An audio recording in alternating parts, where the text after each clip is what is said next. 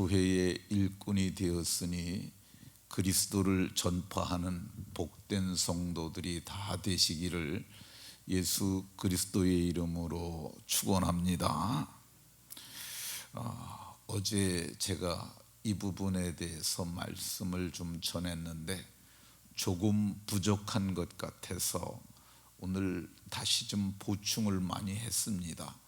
그래가지고 그 부분을 다시 좀 말하려고 합니다. 근데 이제 설교학에서도 똑같은 설교를, 제목이 같은 설교를 같은 곳에서 더 해도 되느냐 이런 문제가 있을 때 그 내용이 보완이 되고 더 보충이 됐을 적에는 해도 된다라고 아주 유명한, 세계적으로 유명한 미국의 웨스트민스터 채플에서 얘기를 했던 그분도 그렇게 했습니다. 그분이 마틴 로이드 존즈라고 하는 분입니다. 근데 이게 지금 이 새벽이라는 시간이 한 10분 남짓 이렇게 되니까 제가 오늘 이걸 다 말할 수 없을 것 같아요. 말하는 데까지 하고 또 다음날 또 하도록 하겠습니다.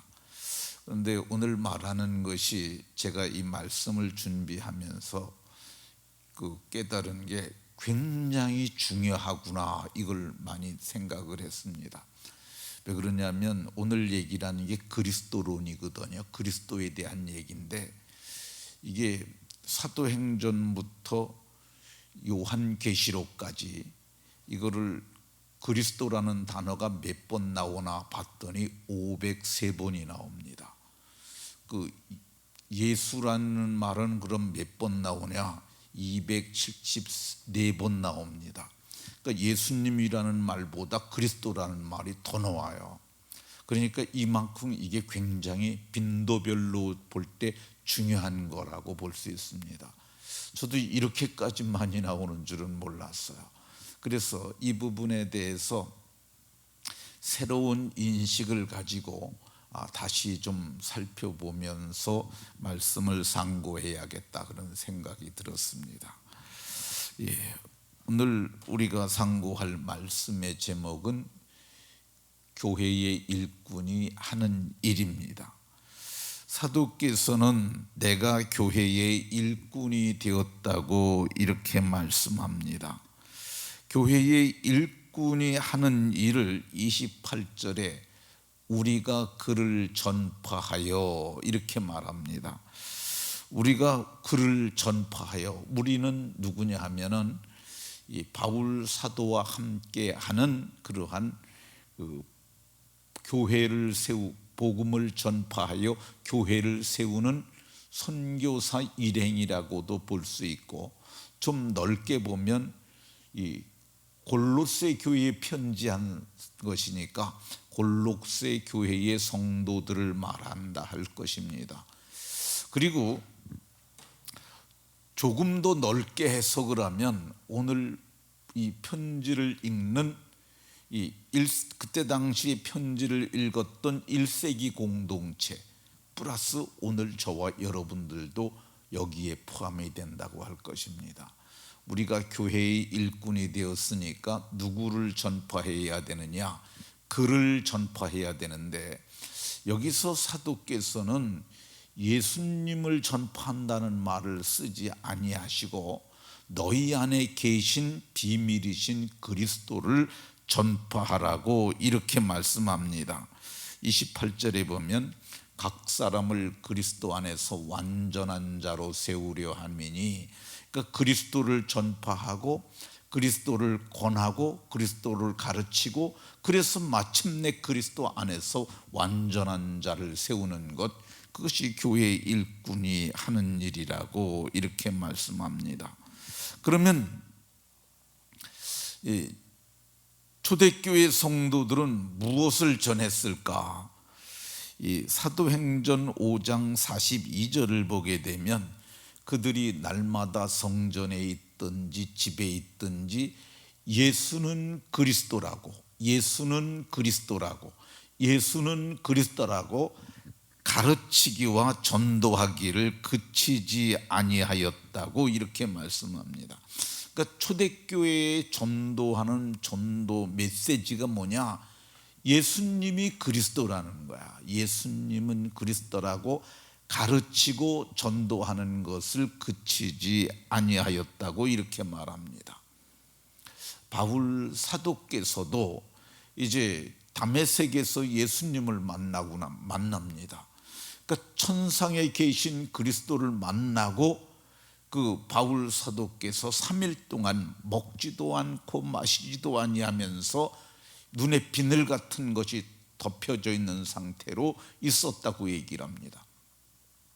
그러니까 모든 행동은 할 수 없지만 한 가지 할 수 있는 것이 있었는데 그게 생각이죠.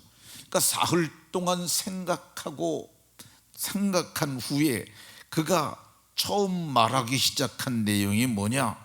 이 사도행전 9장에 보면 이 사울은 힘을 더하도 예수를 그리스도라 증언하여, 사울은 힘을 더하여 예수는 그리스도라 증언하여 다메섹에 사는 유대인들을 당혹하게 하였다고 얘기를 합니다. 사울이 힘을 더하셔서, 그러니까 이제 사흘 동안 있다 깨달은 결론이 뭐냐? 예수는 그리스도라는 거예요. 예수는 그리스도.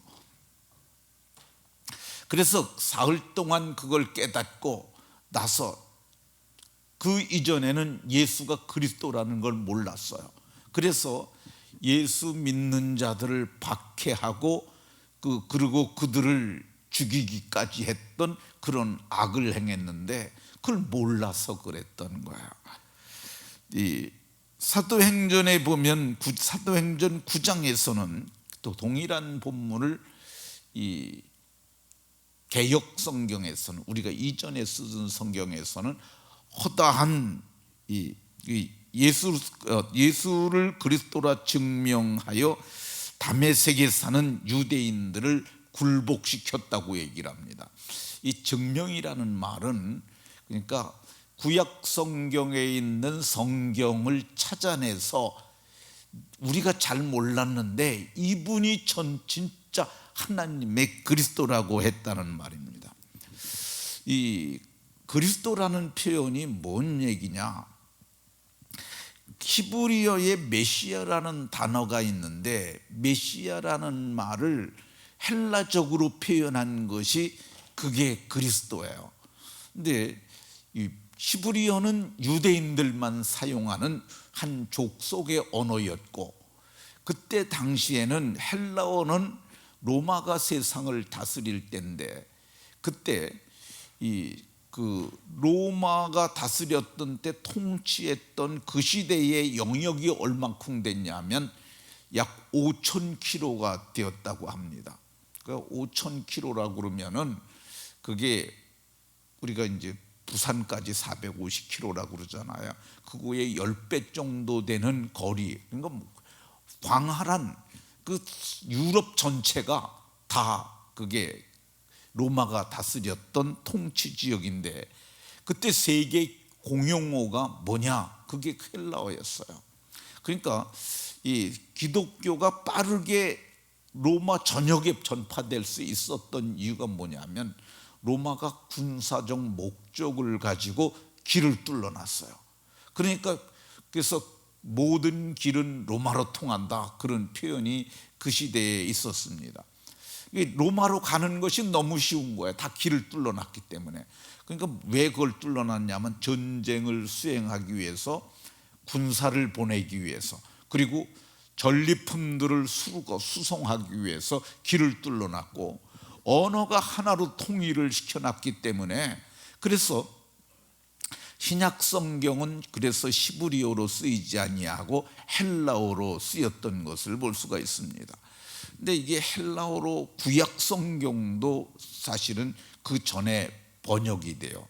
왜 그러냐면은 이 고레스라는 사람이 세계를, 그때 당시 고레스가 통일해 놓은 것에 조금 더 보태진 거죠. 그러니까 그 시대에 이미 이 성경을 히브리어라는 유대인들만의 성경을 가지고는 안 되겠다 생각을 해서 제가 그 왕을 이름을 정확히 기억을 못 하는데요. 근데 이제 도서관을 만듭니다. 도서관을 만들었는데 거기에 그 성경을 갖다 넣어야겠다고 생각을 했어요.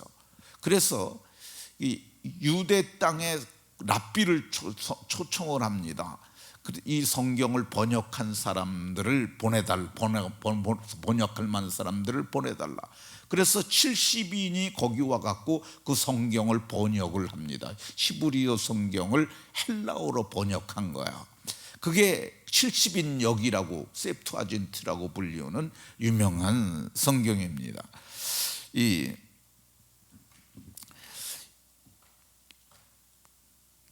메시아라는 단어와 헬라어라는 단어의 뜻은 동일한 기름 부음을 받은 자라는 뜻이에요. 그래서 메시아라고 하는 것은 유대적 표현이라고 본다면은 이 그리스도라고 하는 말은 동일한 표현인데 당시 공용어인 성경에 기록된 그런 표현이라고 할 것입니다. 이 기름 부음을 받는다는 표현이 어떤 거냐면요, 당시에 기름 부음을 받는 그룹이 세 그룹이 있어요. 왕이 기름 부음을 받았고요, 그리고 선지자들이 기름 부음을 받고요, 그리고 제사장이 기름 부음을 받았어요. 이 세 그룹이 기름 부음을 받았는데 이 이스라엘 백성들은 이스라엘에게는 그 메시아 대망 사상이 있었어요. 그러니까 메시아가 어떤 사람이냐, 그게 이스라엘을 구원해주고 저들에게 희망을 주고 그리고 그 나라를 온전케 할 사람, 그래서 그걸 모세와 같은 선지자라고 이렇게 말을 하는 것을 볼 수가 있습니다. 그런데 이 메시아라는 단어가 그게 모세 시대부터 있었어요. 그러니까 이스라엘 백성들은 우리는 예수님만 메시아라고 생각하지만 고레스를 그 시대에는 메시아라고 불렀어요. 왜 그랬느냐 하면 고레스라고 하는 사람은 그 시대의 용어로 얘기를 하면 키루스라고 불렸던 사람인데, 그게 페르시아의